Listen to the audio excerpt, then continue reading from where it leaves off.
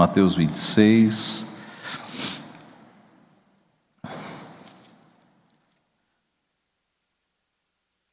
de 20 a 25. Diz assim a santa palavra de Deus. Chegada a tarde, pôs-se ele à mesa com os 12 discípulos, e enquanto comiam, declarou Jesus: em verdade vos digo que um dentre vós me trairá. E eles, muitíssimo contristados, começaram um por um a perguntar-lhe: porventura sou eu, Senhor? E ele respondeu: o que mete comigo a mão no prato, esse me trairá. O Filho do Homem vai, como está escrito a seu respeito, mas ai daquele por intermédio de quem o Filho do Homem está sendo traído. Melhor lhe fora não haver nascido. Então Judas, que o traía, perguntou: acaso sou eu, mestre? Respondeu-lhe Jesus: tu o disseste. Vamos orar? Santo Deus, mais uma vez, diante da tua santa palavra, nós queremos pedir a ajuda do teu Santo Espírito para que ilumine a nossa mente, para que entendamos, Pai, as maravilhas da tua lei, entendamos este ensino, este episódio que foi registrado pelo Senhor para nos ensinar, para o nosso ensino, para a nossa edificação. Ajuda-nos, Pai, a percebermos as lições que o Senhor quer que aprendamos nesta manhã. Abençoa-nos, portanto, Pai, instrui-nos, é o que nós pedimos humildemente, e em nome de Jesus. Amém. Eu não sei se você já teve a experiência de ter sido traído. Eu não me refiro a casamento, nada disso. Mas aquele tipo de traição de um amigo, talvez um colega de trabalho, um vizinho, um familiar, uma pessoa próxima, de que você tinha certo acesso, certa intimidade, amizade, e a pessoa fala algo ou toma alguma atitude de traição pelas tuas costas, como que encravando um punhal nas tuas costas. Talvez você já tenha tido essa experiência. Nós vivemos num mundo mau, num mundo pecaminoso, e as pessoas são pecadoras, e as pessoas agem dessa forma muitas vezes. Talvez até você já tenha sido traído em algo assim, da tua confiança, e nem tenha tomado conhecimento. O fato é que em momentos assim, o que vem à tona nas nossas emoções, geralmente não são sentimentos de muita santidade. Quando nós percebemos uma traição, percebemos alguém nos apunhalando pelas costas, geralmente o nosso pecado vem à tona. Sentimentos de ira, sentimentos de rancor, de raiva e até de vingança. Planos de vingança, sentimentos que, de fato, por causa do nosso pecado, não agradam ao nosso Deus. Nós temos aqui um episódio muito próximo do episódio em que Jesus será entregue, será preso para ser crucificado, e Jesus está sentado com os discípulos na mesa da ceia, e ele já sabe que ele está sendo traído por Judas. E a questão que nós podemos ver aqui neste texto é o que veio à tona em Jesus Cristo, quando ele, sentado ali com os discípulos e com Judas, que o trairia, o que veio à tona, o que transpareceu em Cristo. Em nós, geralmente, transparece sentimentos de ira, de vingança, de pecado. Mas em Cristo, numa situação tão difícil, ele assentado à mesa, tendo ali aquele que o estava traindo, o que veio à tona, o que veio à superfície dos sentimentos e das emoções do nosso Senhor Jesus Cristo. Em primeiro lugar, o que vem à tona é a sua onisciência, O versículo 20, que é o primeiro que nós lemos, diz que ele pôs-se à mesa com os 12, e enquanto comiam, declarou Jesus: em verdade vos digo que um dentre vós me trairá. Um de vocês me trairá. E essas palavras devem ter caído com o peso de 2 toneladas na cabeça dos seus discípulos. Imagine os discípulos vivendo junto com Jesus Cristo durante 3 anos, e agora Jesus diz: um de vocês vai me trair. Isso deve ter caído como uma bomba no coração daqueles homens. Como assim um de nós vai trair o Mestre? E eles, muitíssimo contristados, começaram um por um a perguntar-lhe: porventura sou eu, Senhor? Muitíssimo contristados. O peso que caiu sobre a consciência daqueles homens foi de fato esmagador. Eles não podiam se imaginar, exceto um, mas os 11 não podiam se imaginar traindo o próprio Jesus Cristo. Mas Judas já estava em processo de transição. Ele já estava com as 30 moedas, ele já havia entregado a Cristo. Então Judas ficou ali como um hipócrita. Os outros ficaram alarmados com a possibilidade deles traírem o seu mestre. Agora, Judas sabia, os outros não sabiam, e Jesus sabia. Como Jesus sabia? Como Jesus sabia que era Judas? Por causa da sua onisciência. Esse é um dos momentos do ministério de Jesus em que a sua onisciência vem à tona, em que Jesus, ele mostra saber de coisas que mais ninguém sabe. Por exemplo, nós temos alguns exemplos. Quando ele perguntou a 2 cegos: que quereis que eu vos faça? Na verdade, há momentos, pelo contrário, há momentos em que Jesus dá a impressão de não ter onisciência. Há momentos em que ele desconhece fatos, e há momentos em que ele conhece fatos. Quanto ao conhecimento dos fatos, Jesus sabia do caráter extraordinário de Natanael antes mesmo de se encontrar com ele. Diz o registro bíblico que Jesus viu Natanael de longe e já sabia que ele era um homem temente a Deus. Jesus sabia também que a mulher samaritana tinha tido 5 maridos, e foi o primeiro contato que ele teve com aquela mulher. Jesus sabia que Lázaro havia morrido antes de chegar na casa de Lázaro. Jesus sabia que do lado do barco dos discípulos havia um enorme cardume de peixes, e ele disse: jogue as redes do outro lado. Jesus sabia que haveria um homem com um jarro de água na cidade, pronto para levar os discípulos ao local onde era a Páscoa. Como ele sabia disso?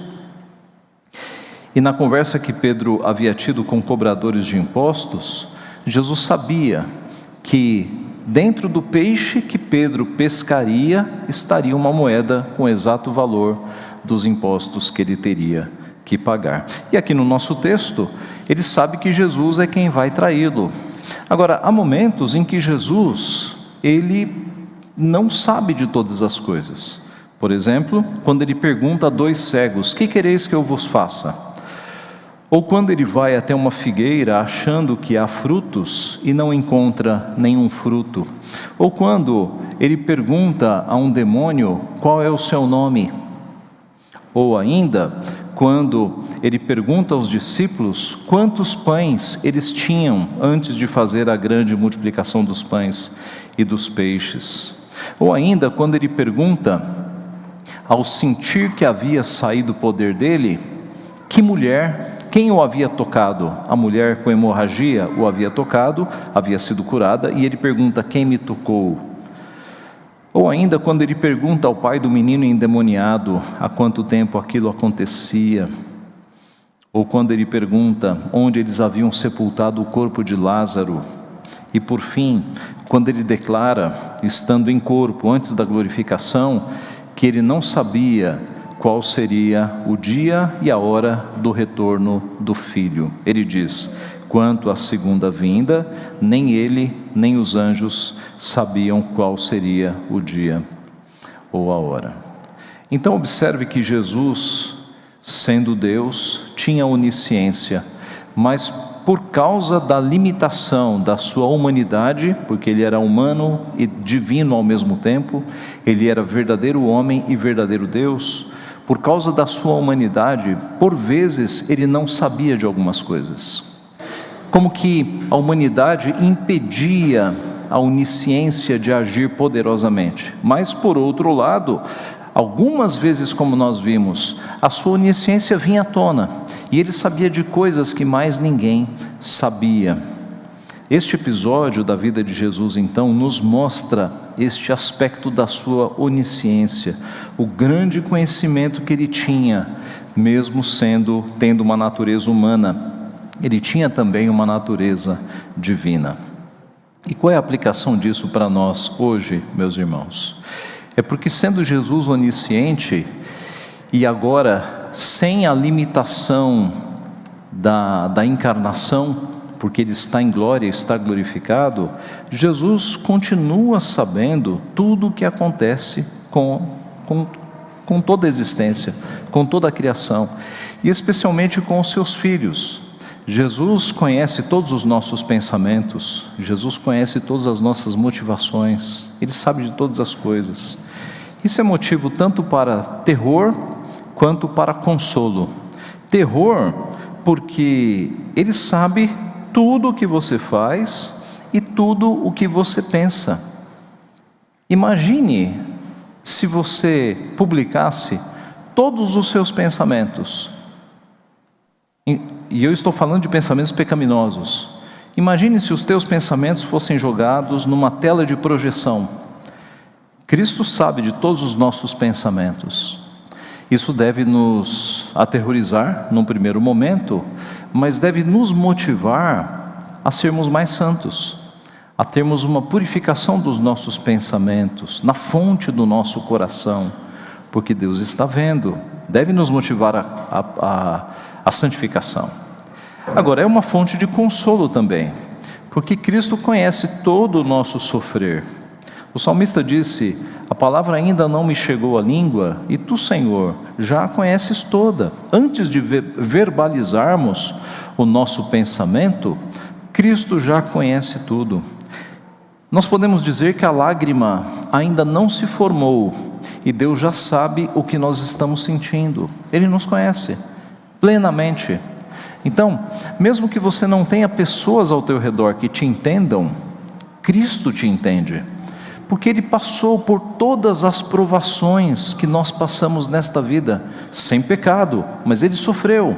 E aliás, por não ter pecado, Ele sofreu mais do que nós, porque nós somos tentados na medida da nossa resistência. Deus diz que Ele não dá ao seu Filho uma provação ou uma tentação maior do que Ele possa suportar. Então nós temos essa garantia. Nós não seremos tentados ou provados além das nossas forças. E quanto a Cristo, que não podia pecar, qual era o limite de Cristo? Era o limite máximo. Cristo foi tentado e provado no limite máximo de um ser humano, porque Ele não podia pecar. O sofrimento de Cristo foi muito maior do que o nosso. A luta de Cristo contra o pecado foi muito mais dura do que nós. Cristo era santo, e Ele foi submetido a provações e a tentações terríveis. O próprio Satanás apareceu em pessoa para tentar Jesus Cristo.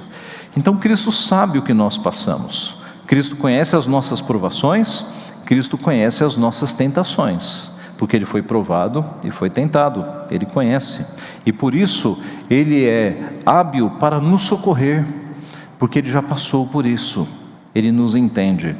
É muito ruim quando você compartilha uma coisa com uma pessoa, um sofrimento, do qual a pessoa nunca passou, e aí ela meio que menospreza. Agora, quando você compartilha algo para uma pessoa que já passou por aquilo, a pessoa tem uma empatia, ela sabe o que você está passando. E Cristo é este, que passou por todas as provações, Ele conhece o sofrimento, Ele sabe o que você está passando. Isto é a primeira característica de Cristo que vem à tona aqui neste episódio, em que Ele sabe que está para ser traído. A segunda característica é o próprio sofrimento de Cristo. é o próprio sofrimento de Cristo. Verso 23, e ele respondeu: o que mete comigo a mão no prato, esse me trairá. Quem já passou por algo assim, né? De ver um amigo, um colega, um familiar agindo pelas costas, te traindo, cravando um punhal nas suas costas, sabe o quanto isso é dolorido, o quanto isso é difícil. E aqui Jesus Cristo está sentindo exatamente isso. Ele está com um apóstolo, um discípulo que foi chamado por ele, convivendo há 3 anos com esse discípulo, fazendo refeições em comum, e ele está para ser traído, e Jesus sabe, e Jesus diz: o que mete comigo a mão no prato, é alguém que faz refeições comigo, é alguém próximo, alguém que está sentado aqui na mesa, como se tivesse comunhão, é esse que vai me trair. E aqui nós temos o eco do Salmo 41, versículo 9, que nós lemos no começo do culto: até o meu amigo íntimo, em quem eu confiava, que comia do meu pão, levantou contra mim o calcanhar. O que é levantar contra mim o calcanhar? Você está passando aqui atrás de mim e eu levanto a perna, eu levanto o calcanhar, para que a pessoa caia. Essa é a figura de levantar o calcanhar, para que sorrateiramente a pessoa tropece e caia. Cristo está dando forma ao Salmo 41, 9, neste exato momento, porque aquele em quem eu confiava, que comia do meu pão, levantou contra mim o seu calcanhar. Jesus está sofrendo a traição de um discípulo, mais um sofrimento para Jesus Cristo. Jesus, sendo santo, meus irmãos, vivendo num mundo pecaminoso, já era um exercício de sofrimento. Ora, nós que não somos santos sofremos neste mundo. Nós em que temos uma centelha de santificação, porque nós ainda estamos num estado de humilhação, né? Não fomos glorificados, não fomos santificados 100%, temos o processo de santificação em nós, e nós já sofremos neste mundo pecador. Imagine Cristo, que era santo, e aqui mais um sofrimento para ele. Cristo experimentou a dor da traição, um próprio discípulo traindo. Na Bíblia nós temos alguns relatos de traições. Por exemplo, José sendo traído, vendido pelos próprios irmãos. Urias sendo traído em vários sentidos pelo rei Davi. Sansão sendo traído por Dalila. Paulo sendo traído por Demas. Ele diz lá em 2 Timóteo: Demas, tendo amado o presente século, me abandonou. Foi traído. E agora Judas traindo o próprio Filho de Deus. Observe que uma pessoa pode ser muito próxima das coisas de Deus, desfrutar de muitos benefícios das coisas de Deus e ainda trair o seu Senhor. Foi o caso de Judas. Judas estava ali no colégio apostólico, no meio dos discípulos, aproveitando da presença de Jesus. Externamente, olhando para Judas, você não veria diferença entre Judas e os outros apóstolos. Externamente, Judas era como qualquer um dos outros. Por fora, era igual aos outros. O problema estava por dentro. Judas amava o dinheiro. O Deus de Judas era o dinheiro. Foi por dinheiro que Judas o traiu. Mas Judas não tinha nada aparentemente que mostrasse que ele era o traidor. Em outras palavras, quando Jesus falou: um de vós me trairá, os discípulos não falaram: é Judas, é que está claro, é óbvio. Não, eles ficaram se perguntando: quem será? Quem será? O que mostra que Judas era acima de qualquer suspeita. Ninguém sabia, ele sabia. Judas tinha uma aparência como qualquer outro discípulo, tão próximo de Jesus Cristo, mas era o filho da perdição. Trairia o nosso Senhor Jesus, e por dinheiro. Alguns versículos antes do nosso texto mostram que Judas já estava com dinheiro. Veja o versículo 14 de Mateus 26. Volte um pouquinho para o 14, antes do nosso texto, né? Então um dos 12, chamado Judas Iscariotes, indo ter com os principais sacerdotes, propôs: que me quereis dar, e eu vô-lo entregarei. E pagaram-lhe 30 moedas de prata, e deste momento em diante buscava ele uma boa ocasião para o entregar. Você deve ter notado que não foram os sacerdotes que foram atrás de algum discípulo para tentar corromper. Um discípulo foi atrás dos sacerdotes, oferecendo: olha, eu posso entregá-lo, quanto vocês me dão para que eu entregue Jesus Cristo? O que torna o pecado ainda maior. Por 30 moedas de prata, Jesus traiu Jesus. O dinheiro, meus irmãos, até os nossos dias é óbvio, é revelador de muitas motivações erradas, de muitos pecados. O amor ao dinheiro é a raiz de todos os males, é o que nos diz a palavra de Deus em 1 Timóteo 6,10. Foi por dinheiro também que os irmãos de José venderam José, seu irmão, aos mercadores midianitas. Foi por dinheiro também que Dalila entregou Sansão. Leia a história. Foi por dinheiro que Geazi enganou Naamã e mentiu para Eliseu. Foi por dinheiro que Ananias e Safira tentaram enganar o apóstolo Pedro. E foi por dinheiro que Jesus Cristo foi entregue na mão dos ímpios. Não diga assim: ah, pastor, desta tentação eu estou livre. Porque o dinheiro é algo muito enganador, é muito sutil, engana de fato. Veja o que escreveu o pastor J.C. Riley num dos seus livros. Todos estamos sujeitos a esta infecção, desde o menor até o maior dentre nós. Podemos amar ao dinheiro mesmo sem possuí-lo, da mesma maneira que podemos possuir o dinheiro sem amá-lo. Este é um mal que opera de maneira muito enganadora, leva-nos em cativeiro, antes mesmo de percebermos que estamos já presos nas suas correntes. Uma vez que permitimos que ele nos domine, o amor ao dinheiro irá endurecer, paralisar, cauterizar, congelar, enferrujar e secar a nossa alma. Isto aconteceu até mesmo a um apóstolo de Cristo. Cuidemos para que também não nos aconteça. Um pequeno vazamento pode afundar um grande navio. Um único pecado não mortificado pode arruinar uma alma. Isto escreveu o pastor J.C. Riley. Irmãos, o amor ao dinheiro fez com que Judas, tão privilegiado, tão próximo, entregasse o próprio Jesus. Por isso, cuidado com o amor ao dinheiro, muito cuidado. Eu te perguntaria, com todo respeito, por quanto dinheiro você aceitaria deixar de ser cristão? Se eu te oferecer R$1 milhão, e se eu te oferecer R$10 milhões, você aceita deixar de ser cristão? E se eu te oferecer R$100 milhões? Se você parou para pensar e para calcular, é porque a tua alma está em perigo.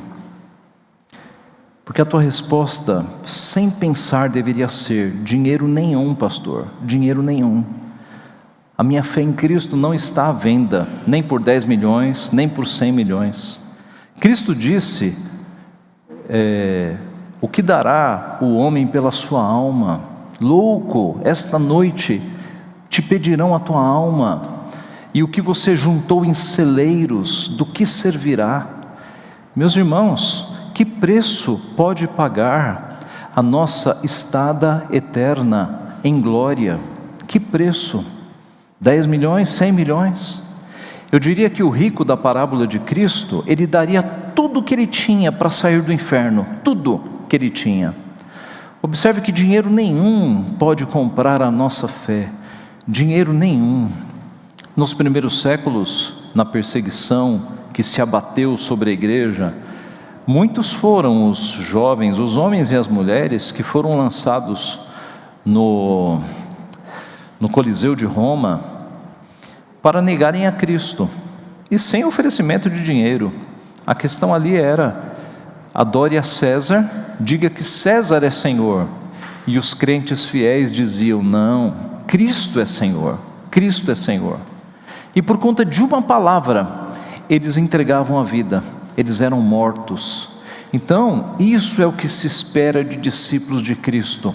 A nossa fé não está à venda, a nossa fé não tem preço, ela é imensurável, ela é, de fato, sem nenhuma condição de ser trocada. Agora, há um nível em que todas as vezes que nós trocamos as coisas de Deus por coisas remuneradas, nós traímos a Cristo. Todas as vezes que nós valorizamos remunerações, coisas pagas, ao invés do serviço de Deus, nós estamos, num sentido, traindo a Cristo. Tornando mais claro, todas as vezes que você prefere fazer coisas ligadas ao teu trabalho, que paga, ao invés de fazer coisas para Cristo, cujo prêmio não é em moedas de reais, o prêmio está sendo acumulado nos céus. Todas as vezes que você troca, você está ali com uma sementinha de Judas, amando mais as coisas do mundo, mais as moedas de prata, do que as coisas do nosso Deus. Então muito cuidado para você não trocar as coisas de Deus por coisas remuneradas, por coisas que envolvem dinheiro. Nenhum dinheiro neste mundo paga a salvação que nós temos em Cristo Jesus. Então, em segundo lugar, este episódio nos ensina mais sobre o sofrimento de Cristo. E por fim, nos ensina sobre a soberania de Cristo. Veja o verso 24. O Filho do Homem vai como está escrito a seu respeito, mas ai daquele por intermédio de quem o Filho do Homem está sendo traído. Melhor lhe fora não haver nascido. Nós temos um belo exemplo aqui de uma doutrina chamada concorrência. Concorrência é uma doutrina que está dentro do estudo da providência de Deus. O que ela significa? Lembre-se do versículo Romanos 8:28. Todas as coisas cooperam para o bem daqueles que amam a Deus. Todas as coisas concorrem, colaboram. É a ideia de que Deus usa até os atos ímpios dos homens para juntar com seus atos bons e estabelecer os seus planos. Pense na história de José, que foi vendido pelos seus irmãos. A história começa com muitos atos ímpios, atos errados de José, atos errados do seu pai e especialmente dos seus irmãos, e Deus pega todos esses pecados e junta, encaixa no seu plano perfeito, e no final da história você descobre, Deus guiou todos esses atos maus para realizar os seus planos, e José percebe isso. José diz aos seus irmãos: vós na verdade intentastes o mal contra mim, porém Deus o tornou em bem. Essa é a doutrina da concorrência. Todas as coisas concorrem, trabalham juntas, colaboram, cooperam, trabalham juntas, operam juntas, laboram juntas, concorrem para o estabelecimento da vontade de Deus. E aqui neste versículo nós temos um excelente exemplo. O Filho do Homem vai como está escrito a seu respeito. Não havia outro caminho no decreto de Deus que não fosse a cruz de Cristo, porque para que o povo de Deus fosse salvo, era necessário que Cristo morresse. Então já estava no decreto de Deus que Cristo morreria, mas ai daquele por meio do qual ele está sendo traído. Nós temos a soberania de Deus operando, mas nós temos Deus usando os atos maus de Judas para que o plano seja efetuado. Há um outro exemplo que nós vemos esta doutrina da concorrência, que é no caso de Jó. Satanás fez um desafio a Deus, dizendo que Jó só era fiel porque ele tinha tudo. E aí Deus disse: tá bom, tire tudo, para você ver se ele não vai continuar sendo fiel. E a partir desta autorização, o que aconteceu? Quem foram aqueles que tiraram tudo de Jó? Os sabeus, diz Jó 1,15. De repente, deram sobre eles os sabeus, que eram um povo, e os levaram. e mataram aos servos a fio de espada. Só eu escapei para trazer-te a nova. Pergunta: Deus precisou colocar maldade no coração dos sabeus para que os sabeus fizessem o mal? Não. Deus apenas retirou a sua mão de restrição. Deus apenas autorizou, e os sabeus foram e fizeram o que lhes era próprio. Pergunta: Deus precisou colocar maldade no coração de Judas para que Judas traísse Jesus? Não. Deus simplesmente retirou a sua mão restritora, porque, aliás, Judas já mostrava o seu coração pecaminoso muito antes da traição. João capítulo 12. Então Maria, tomando uma libra de bálsamo de nardo puro, muito precioso, ungiu os pés de Jesus e o enxugou com os seus cabelos, e encheu-se toda a casa com o perfume do bálsamo. Mas Judas Iscariotes, um dos seus discípulos, o que estava para traí-lo, disse: por que não se vendeu este perfume por 300 denários e não se deu aos pobres?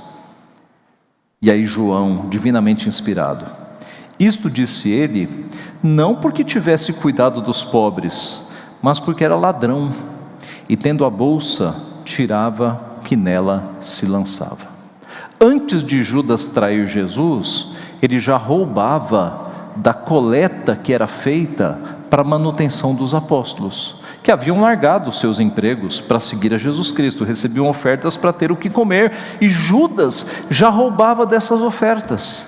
Então observe que não foi necessário Deus colocar cobiça e ambição no coração de Judas, elas já estavam lá, mas Deus encaminhou e guiou essa cobiça e pecaminosidade de Judas para que ela se encaixasse perfeitamente no plano de Deus, que era levar o Cristo, seu Filho, até a cruz, para que ele morresse em amor do seu povo. Essa é a doutrina da concorrência. Deus usa até os atos maus das pessoas, para que estes atos maus se encaixem no seu plano e façam o seu querer, façam o seu propósito. Nós temos aqui, meus irmãos, a existência então destas duas leis, a soberania de Deus e a responsabilidade humana. Judas traiu a Jesus Cristo, não há dúvida de que isso estava na soberania de Deus, mas estava também na responsabilidade de Judas, ele será chamado por conta disso. Judas já estava com as 30 moedas de prata, e ele pergunta: acaso sou eu, mestre? Respondeu-lhe Jesus: tu o disseste. Veja a hipocrisia de Judas, né? Ele já estava com as 30 moedas, e ele fala: acaso sou eu? E Jesus, que sabia, confirma: tu o disseste. É como se Jesus dissesse: os teus lábios estão te condenando, você mesmo disse, você sabe, você disse, os teus lábios te condenam. Uma aplicação então: a doutrina da concorrência também nos oferece fonte de temor e fonte de consolo. Fonte de temor, porque ela afirma a nossa responsabilidade, nós somos responsáveis pelos nossos atos. Não adianta jogar a culpa para Deus. Não, Deus foi quem decretou tudo. Não, nós somos responsáveis pelos nossos atos. Fonte de consolo, porque Deus já escreveu a história, e apesar dos atos maus dos homens, tudo o que acontece no mundo é para cumprir os planos do Senhor que já estão escritos. Nós podemos confiar. O final da história da humanidade nós já conhecemos, e sabemos que é um final feliz para aqueles que estão com Cristo. Não há motivo para temor, há motivo para consolo de fato. Eu concluo. Nos momentos em que você foi traído, qual foi a sua reação? O que veio à tona em você? Raiva, vingança, ira? Em Jesus foi onisciência, sofrimento, soberania. Então, meus irmãos, cabe a nós, em momentos assim, buscarmos ao Deus onisciente, o Deus que sabe todas as coisas. Em momentos assim, cabe nós nos consolarmos no sofrimento de Cristo, Quando nós somos traídos, devemos nos lembrar que Cristo foi traído num nível muito maior do que nós. Quem somos nós na existência do mundo? Se nós morrermos, o mundo vai parar? Quem somos nós? Mas Cristo, Rei dos Reis, Senhor dos Senhores, o Messias prometido. Se Cristo foi traído, quem dirá de nós? Mas Ele sabe a dor que nós passamos, Ele conhece o sentimento de traição, nós podemos nos abrigar nele. Em momentos assim, nós devemos nos lembrar da soberania, da concorrência, devemos nos lembrar que todas as coisas, inclusive as traições, cooperam para o bem daqueles que amam a Deus. Então Deus pode muito bem usar estes eventos lamentáveis que você pode ter tido na tua vida, de ter sido traído, para o bem, como aconteceu na história de José do Egito. Ele sofreu, mas no final ele percebeu que sem aquele sofrimento, a história não teria chegado até aquele final de Deus ter transformado o mal em bem. Na nossa vida é assim também. A nossa vida é composta de momentos de muito sofrimento, de dores e de aflições, que Deus vai entrelaçando esses momentos todos para construir a nossa história, e ela já está feita, e o fim é glorioso. Confiemos nisso, confiemos que Deus está no trono, e Ele está comandando todas as coisas. Que Deus nos abençoe. Amém.